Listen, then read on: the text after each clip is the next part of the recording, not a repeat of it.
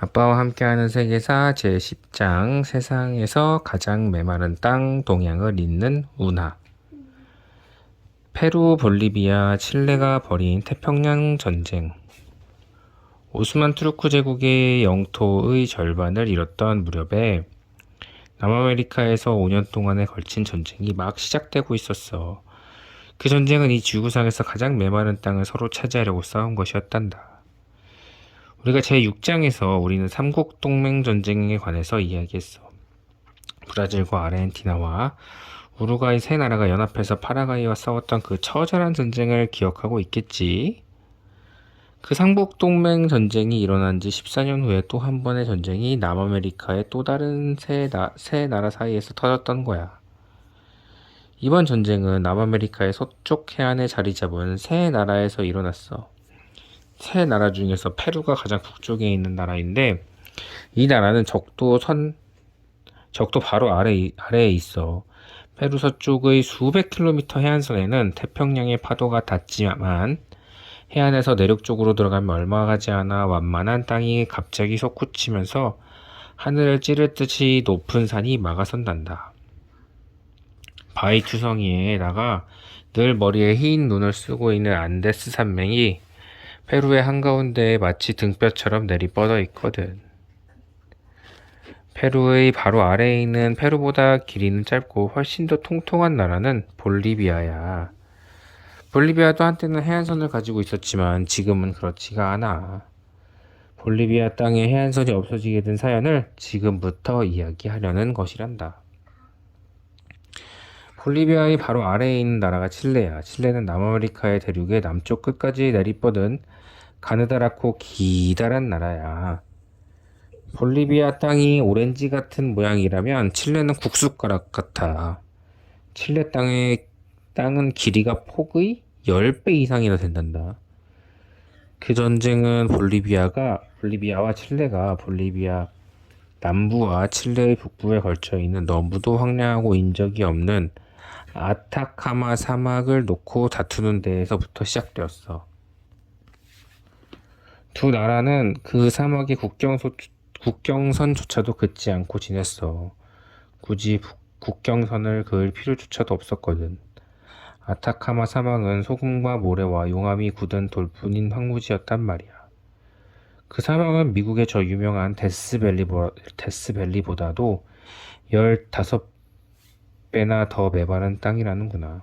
그러니까 지구상에서 가장 건조한 땅이지. 데스밸리는 미국 캘리포니아 주에 있는 계곡으로 이곳에서 금광을 찾던 사람들이 혹독한 더위 때문에 대부분 죽음을 당해서 죽음의 골짜기라고 이름이 붙은 계곡이에요. 여름에 기온이 58.3도까지 올라간 적이 있다고 하는구나. 이 사막이 그처럼 건조한 이유는 아타카마 사막이 이처럼 건조한 이유는 이 지역이 비그늘 지역이기 때문이란다. 비그늘이란 높은 산이 비바람을 가로막기 때문에 비가 거의 내리지 않는 곳을 말해. 바다 쪽에서 불어오는 비바람이 높은 산에 부딪히면 공기가 그 산을 넘으려고 높이 솟구치게 돼.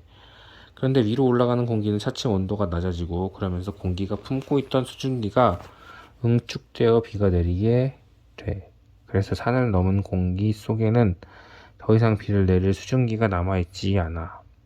아타카마 사막이 바로 그 지역인데 과학자들이 그곳의 토양을 분석해보니까 화성의 토양만큼이나 황폐해서 생명체가 전혀 살 수 없다는 결론이 나왔다는구나. 아타카마 사막에는 물이 없어서 생명체는 살 수가 없어. 하지만 그곳에는 화학물질과 광물질이 있단다. 모래 속에 구리가 묻혀있고 화약을 만드는 데 쓰는 질산칼륨이 있고 질산나트륨이라는 화학물질이 있어. 질산나트륨은 몹시 지저분한 곳에서 나는데 흔히 박쥐나 바다새의 배설물이 썩은 자리에 생성돼. 그런데 그 지저분한 것이 비료를 만들고 또 포탄을 만드는 데 대단히 유용하게 쓰인단다.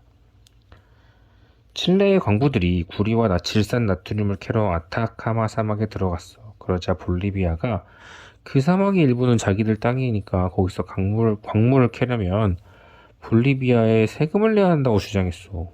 그래서 두 나라가 그 사막을 놓고 입씨름을 벌였어. 한쪽은 세금을 내라고 우기고 한쪽은 못 내겠다고 버티면서 사막의 어디쯤까지가 자기들 땅이냐 하는 것을 놓고 다투었어. 이윽고 볼리비아 사람들이 너무도 화가 났어.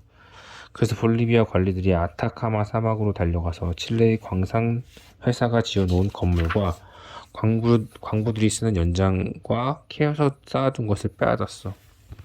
그리고 볼리비아는 그 모든 것을 경매를 통해서 처분하겠다고 선언했어. 경매가 열리기로 예정된 날 칠레 군대가 안토파카스타시로 쳐들어가서 그곳을 점령했어.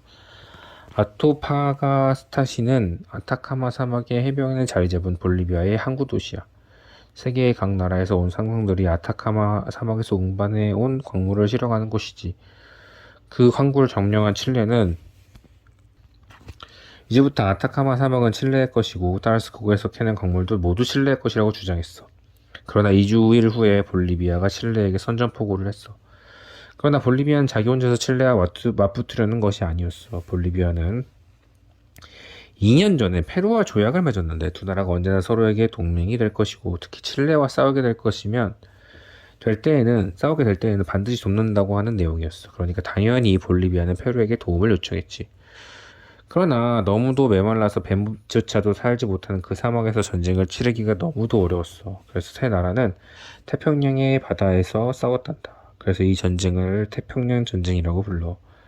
그런데 이 전쟁은 볼리비아와 칠레가 아타카마 사막을 놓고 입씨름을 벌인 데에서부터 시작되었는데 바다에서의 싸움은 주로 칠레와 페루 사이의 전쟁이 되어버렸단다.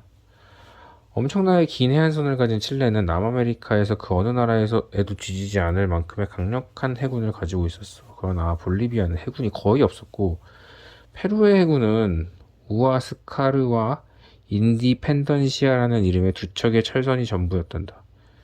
전쟁이 시작된 직후에 인디펜던시아호가 칠레 해군의 작은 나무배를 추격하다가 그만 날카로운 탄호추에 걸렸는데 밑바닥이 찢어져서 못쓰게 되어버렸단다. 단 한 번의 타격으로 페루는 해군력의 절반을 잃어버린 것이야. 우아스카르호의 지휘자는 미겔 그라우라는 함장이었는데 그는 그런대로 잘 싸웠던가 봐.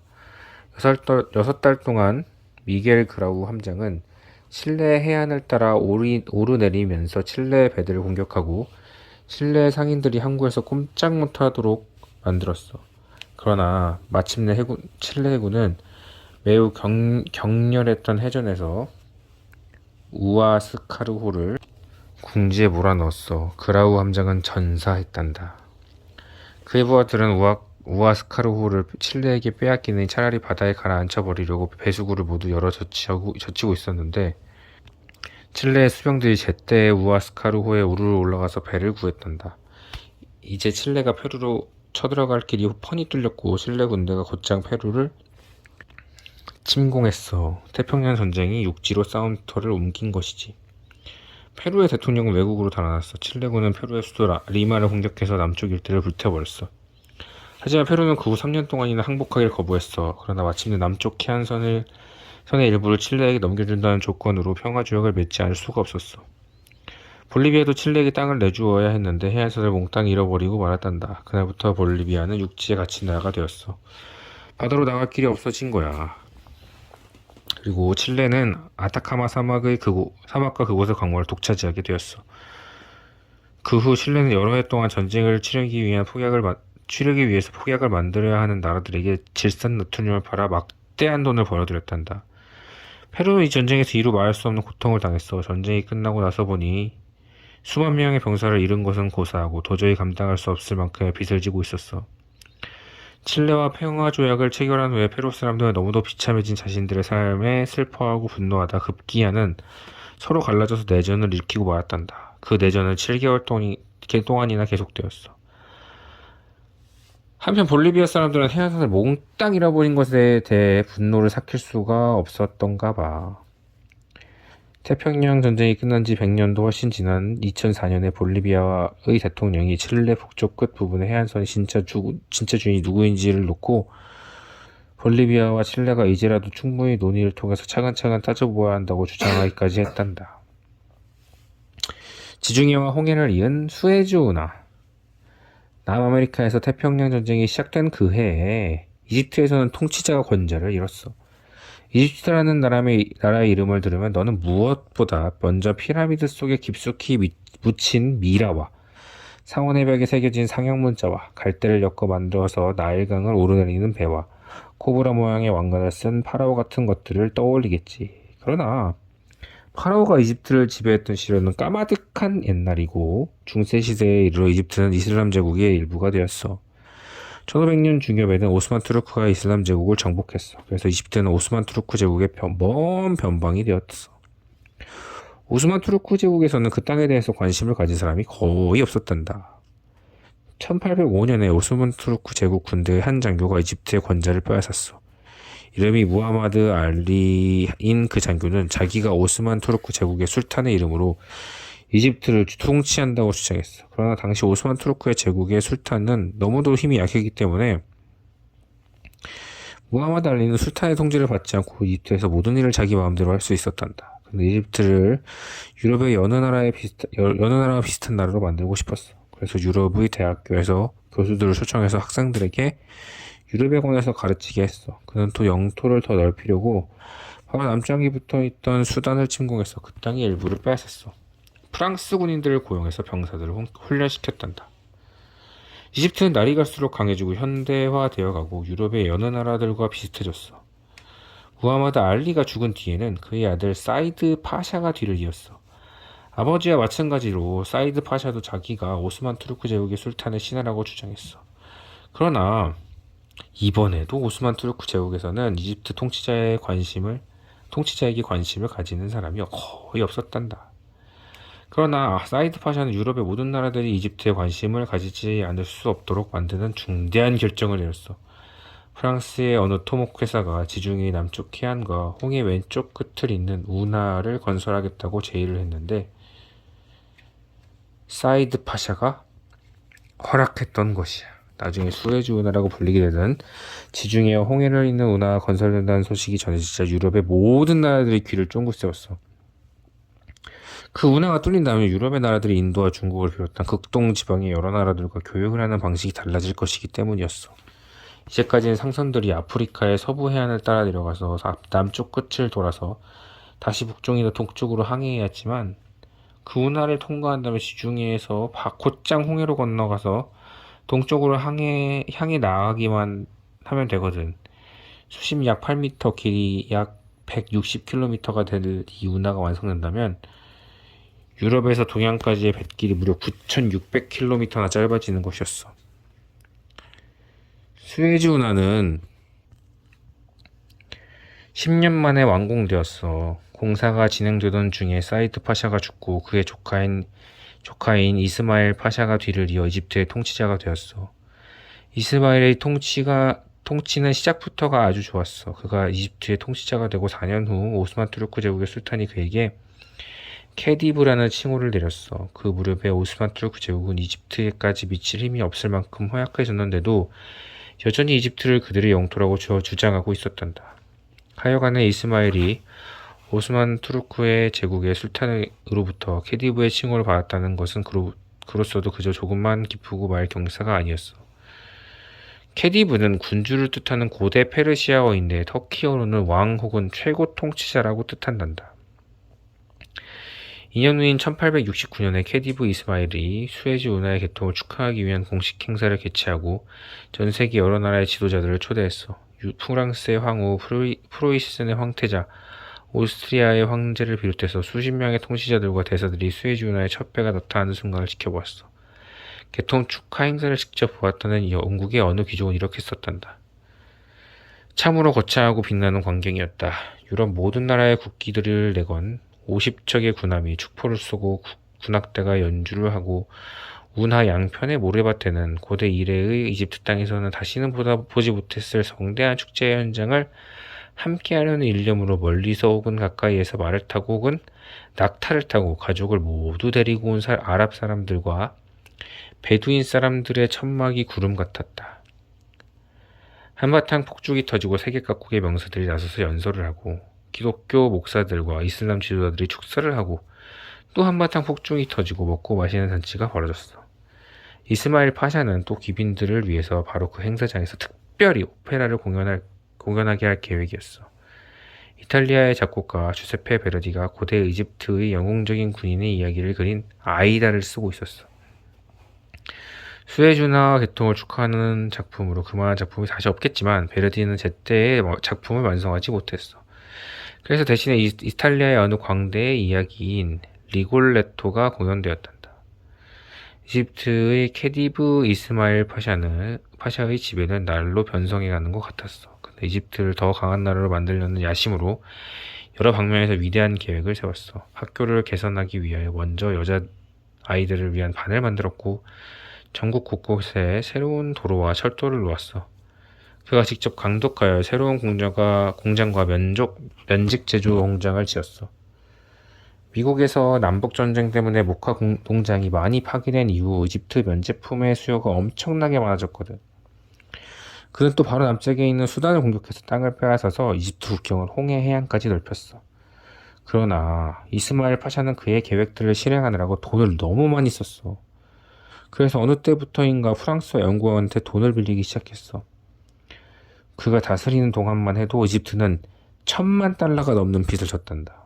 마침내 이스마일은 빚을 갚을 돈을 또 빌리기 위해 수에즈 운하의 관할권을 영국에게 넘겨주지 않을 수 없는 처지가 되었어.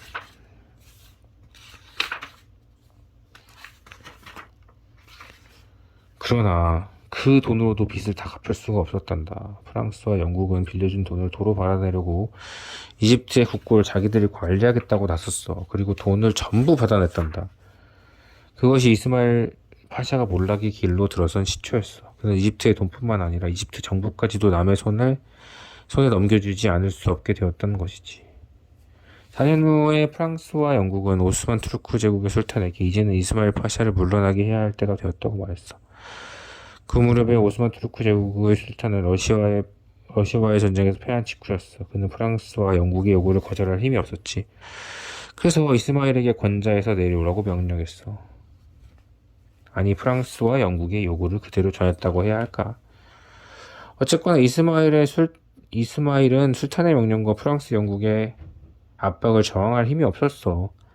1879년에 그는 궁정을 떠났어. 하지만 집으로 돌아가지 못하고 이탈리아의 어느 곳으로 가서 유배의 삶을 살았단다. 이스마일의 아들 타오피크가 케디브가 되었어. 그러나 새 케디브는 영국의 명령에 복종해야 하는 케디브였어.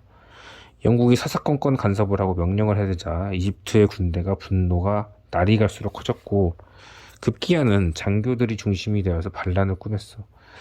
그러자 어떻게 알았는지 영국이 당장 군대를 보내서 수도 카이로를 점령해버렸어.